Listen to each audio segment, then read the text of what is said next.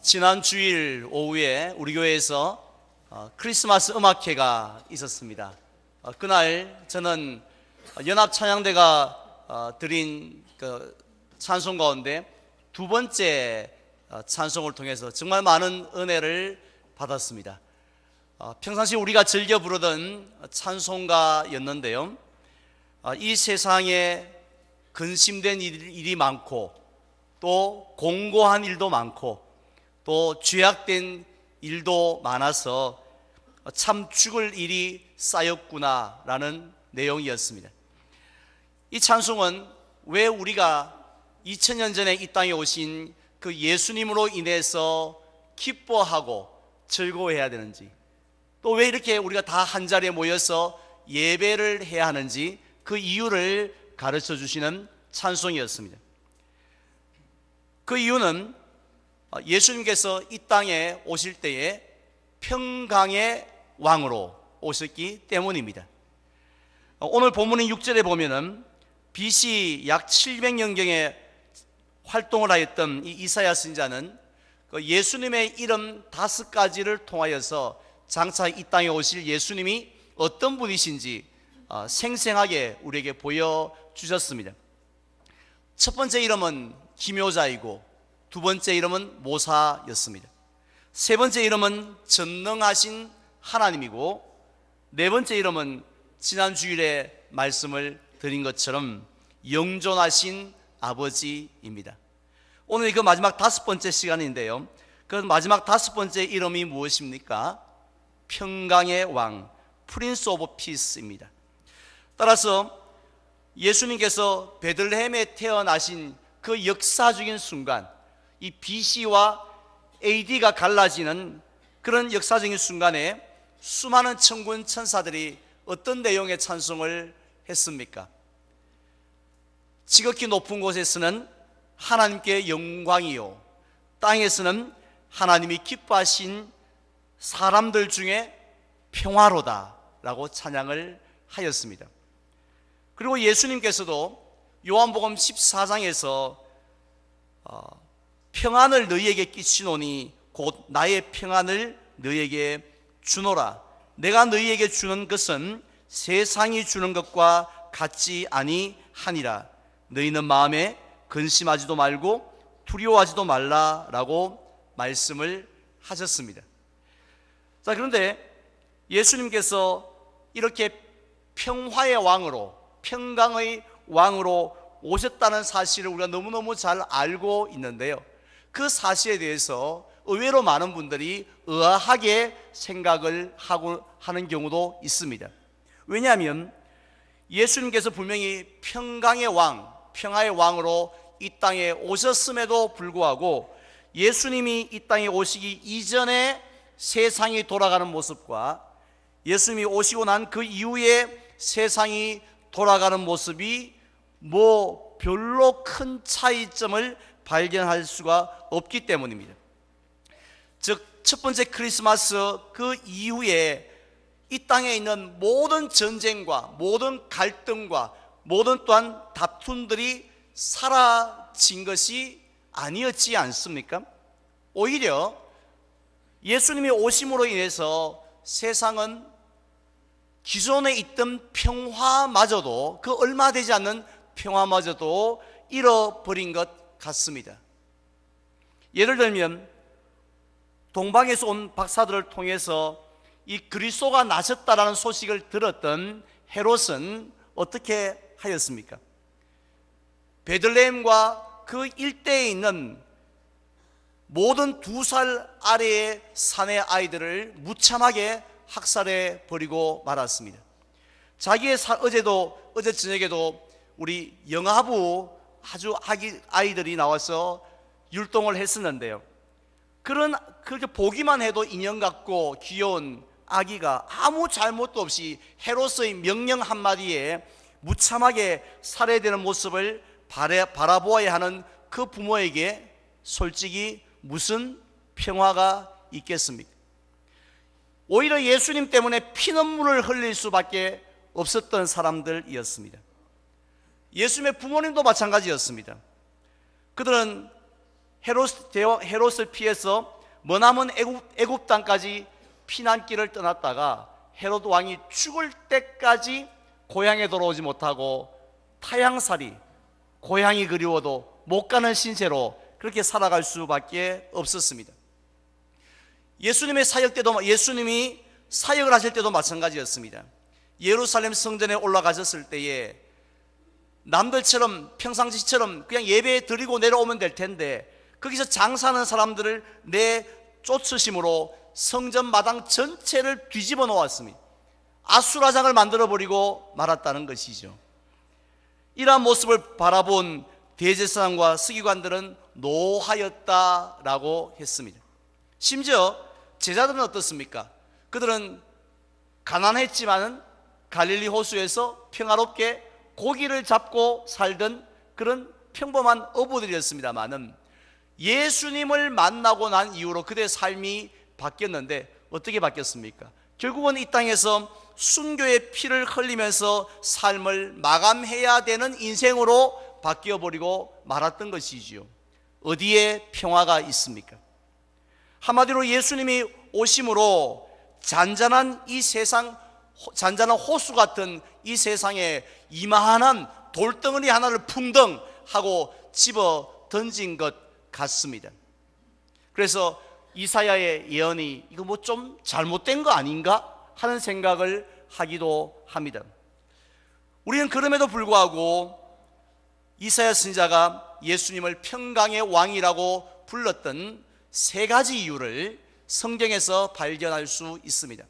먼저 첫 번째 이유는요, 예수님은 하나님과의 평화를 이루셨기 때문에 평강의 왕이라 이사야는 불렀습니다. 로마서 3장에 보면 모든 사람이 죄를 범하였음에 하나님의 영광에 이르지 못하였더니라는 말씀이 있습니다. 이 말씀은 이 땅에 사는 모든 사람들은 과거에 지었던 그 모든 죄, 또 지금 이 순간에도 짓고 있는 죄, 또 앞으로 지을 더 엄청난 그런 이 죄로 인해서 하나님과의 관계가 어떻게 됐다는 말씀입니까? 원수 관계가 되었다는 것입니다. 그래서 늘 아침에 눈을 뜨는 그 순간부터 밤에 눈을 감고 잠자리 드는 그 순간까지 하루 종일 일평생 동안 하나님의 진노, 하나님의 저주 아래에서 살아갈 수밖에 없는 존재들이었다는 것이죠. 자, 그런데 예수님께서 이 땅에 오셔서 뭘 하셨습니까? 자신의 하나밖에 없는 생명을 대속물로 우리에게 주셨는 줄 믿습니다. 마치 유월절에 대신 죽었던 어린 양들처럼요, 우리의 죄를 대신하여 십자가에 달려 형벌을 받으셨다는 것이죠.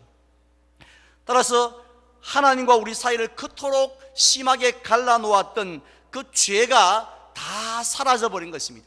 하나님 앞에 나아가고 싶어도 나아갈 수 없는 그런 견고한 담들이 무너지게 된 줄로 믿습니다. 그래서 오늘 우리가 예배 전에 불렀던 찬송처럼 보혈을 지나 하나님 앞으로 나아가게 된 줄로 믿습니다. 따라서 우리는 이제는 하나님의 원수가 아니라 하나님의 자녀가 되었고요, 또 하나님을 아빠 아버지라 부르면서 오늘 이 시간처럼 바로 하나님의 은혜의 보좌 앞에 그냥 이 쭈삣쭈삣 하는 것이 아니라, 불안한 마음이 아니라 담대하게 나아가게 된 것이죠. 바로 이런 놀라운 역사를 예수님이 이루셨기 때문에 따라서 예수님을 평강의 왕이라 이렇게 불렀다는 것입니다. 다음 두 번째 이유는 저와 여러분들의 마음에 평화를 이루셨기 때문입니다. 우리가 잘 아는 것처럼 마음의 평화는요, 푹신한 응접실 의자에 앉아 있는다고 해서 임하는 것이 아닙니다. 전쟁이 없는 나라에서 산다고 해서, 날마다 럭셔리한 휴가를 떠난다고 해서 마음의 평화가 임하는 게 아니죠. 마인드 컨트롤을 하고 내 마음이 평안해야지 하고 결심한다고 해서 그 평화가 이루어지지는 않는다는 것입니다. 평화, 평화로다. 어디에서 내려온다고요? 하늘 위에서 내려오네라는 찬송과 가사처럼요, 참된 평화, 즉 일시적인 것이 아니라, 부분적인 것이 아니라 온전하고 영원하고 완전한 평화는 하나님께로부터 우리에게 주어지는 줄로 믿습니다. 그래서 빌립보서 4장에 보면요, 아무것도 염려하지 말고 어떻게 하라고 했습니까? 마음에 불안이 일어나고 마음에 평안이 없을 때는 아무것도 염려하지 말고 기도와 간구로 너희 구할 것을 감사함으로 하나님께 아뢰라 라고 말씀했습니다. 그리하면 모든 지각에 뛰어난 하나님의 평강, 그 온전한 평강이 누구 안에 있어요? 그리스도 예수 안에서 너희 마음과 생각을 지킬 것이라고 약속을 했습니다. 결국 사람은 마음이 편해야지, 마음이 편해야지, 그게 최고지 라고 하는데, 그 마음의 평안은 예수 그리스도 안에 있을 때에 이루어지는 줄로 믿습니다. 따라서 우리가 어떤 문제 앞에 서 있다 할지라도 문제의 크기나 종류가 중요한 것이 아니라 우리가 누구 안에 있느냐가 중요하다는 것이죠. 우리의 목자 되신 예수 그리스도 안에 우리가 있게 되어질 때에 하늘로부터 참된 평화가 우리에게 임하는 줄 믿습니다. 심지어는 우리가 죽음 앞에서 있다 할지라도 예수 안에 있게 되어질 때에 평화가 넘쳐나게 될 줄 믿습니다. 하지만 우리가 예수님 안에 있지 아니하면요, 별것 아닙니다. 누가 지나가면서, 어제 성탄 발표회 때 누가 지나가면서 한마디 툭 던진 것도 그게 신경이 쓰여서 밤새도록 불안해서 잠을 자지 못하는 게 우리예요. 그렇지 않습니까? 예수님 안에 있지 아니하면 아무것도 아닌 것 가지고 평생을 그게 이게 구속되어서 갇혀서 살아갈 수밖에 없는 것이 우리의 마음입니다. 그러나 예수님 안에 있을 때에, 즉 예수님을 바라보게 되어질 때에 우리의 마음이 참된 평화가 우리 모두에게 임하는 줄 믿으시기를 바랍니다. 마지막 세 번째로, 예수님을 평강의 왕이라고 부르는 이유는 세상과의 평화를 이루셨기 때문입니다. 1914년이었습니다. 그에도 성탄절이 다가왔습니다. 12월 24일 성탄 전야였습니다. 당시는 세계 1차 대전이 한참일 때였는데요, 이 벨기에에 있는 이프로라는 그 지역에서 영국군과 독일군이 치열한 전쟁을 하고 있었습니다.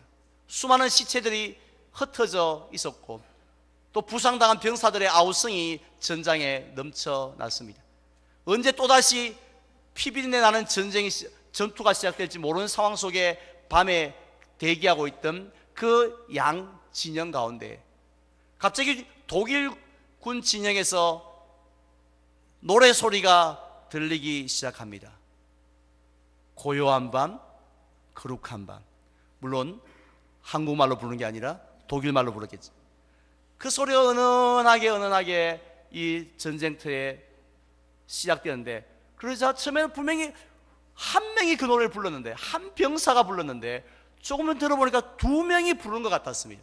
조금 더 이절할 때 보니까 한 서너 명이 부른 것 같더니만은, 나중에는 4절을 부를 때는 온 독일 병사들이 그 노래를 부르는데, 알고 보니 독일 병만 아니라 영국군까지도 함께 그 캐롤을 부르고 있었습니다. 자연스럽게 양 지휘관들이 만납니다. 내일 하루, 내일은 크리스마스니까 우리가 내일은 전쟁을 하지 말자라고 하루 동안의 휴전에 들어가게 되어집니다. 그래서 성탄절 아침을 맞이했을 때 그들은 흩어져 있던 동료들의 시신들을 수습합니다. 또 함께 고기를 구워 먹고 카드놀이를 하고 자기 가족들의 사진을 보여주면서 대화를 나눕니다. 나중에 축구 경기를 하기도 하였습니다. 어떻게 이런 일이 전쟁터 한가운데서 일어날 수 있었을까요? 사실 전쟁터보다도 더 이 악기가 넘치는 곳이 어디 있습니까? 죽이고 싶은 마음이, 그 독한 마음이 전쟁터보다 더 심한 곳이 어디 있겠습니까? 근데 그 모든 마음이 풀어질 수 있고 화해할 수 있었던 것은 무엇 때문입니까? 우리를 위해서 십자가에 죽으신 그 예수님을 바라보았기 때문입니다. 바라보는 그 순간 예수님께서 그들 마음을 뒤집어 놓으신 거죠. 증오의 마음을 사랑의 마음으로 바꾸어 놓으셨는 줄 믿습니다. 오늘날 우리들도 마찬가지입니다. 우리가 예수님을 바라볼 때 우리에게도, 우리의 마음도 사랑의 마음으로 뒤집어 놓으시는 줄 믿으시기를 바랍니다. 마치 우리가 이 예배당 안에 들어와서 밤중에 깜깜하다 할지라도 스위치를 넣는 순간 환하게 이렇게 빛으로 채워지는 것처럼, 하지만 우리가 그 스위치를 넣지 아니하면 아무리 기다려도 어둠은 사라지지 않는 것처럼, 우리가 예수님을 바라보는 그 순간에 우리의 마음이 한순간에 사랑의 마음으로 바뀌어지는 줄 믿습니다. 우리는 지난 주일 동산교회 성도 여러분, 성도님 고맙습니다라고 외쳤던 캄보디아 아이들의 외침을 들었습니다. 동티모르 그 아이들에게 우리가 귀한 선물도 보냈고, 내일은 박싱데이입니다.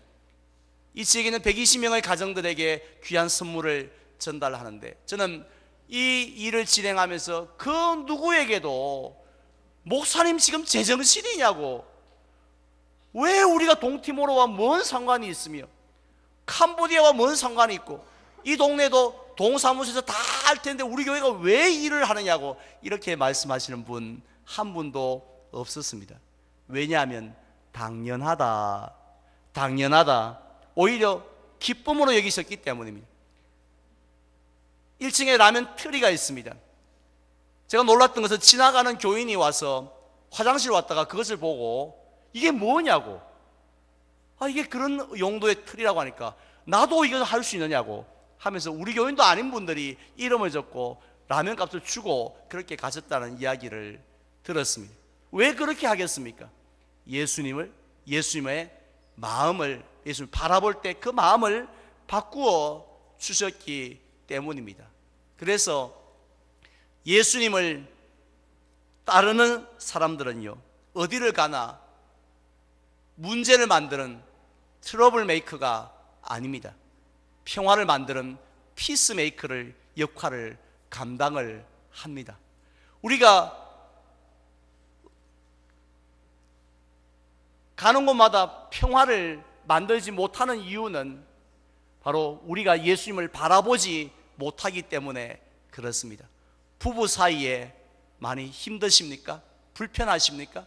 예수 그리스도를 한 명이라도 바라보면 그 관계가 달라집니다. 집안도 마찬가지고 교회도 그렇고 나라도 마찬가지인 줄 믿습니다. 그래서 예수님을 따르는 사람들로 인해서 참된 평화가 이곳 이 땅에 이루어질 줄 믿습니다. 이제 저는 말씀을 맺고자 합니다. 이사야 선지자가 우리에게 가르쳐준 마지막 5번째 이름은 평강의 왕이었습니다. 왜냐하면 예수님은 먼저 하나님과 죄인인 우리 사이에 평화를 이루셨기 때문이었고, 또 두 번째는 우리 마음속에 늘 전쟁터 같은 그런 우리의 마음에 참된 하나님의 평강으로 채워주셨기 때문입니다. 마지막 세 번째로는 나의 주변에 있는 그런 사람들과의, 세상과의 사이에서 평화를 이루어 주셨기 때문입니다.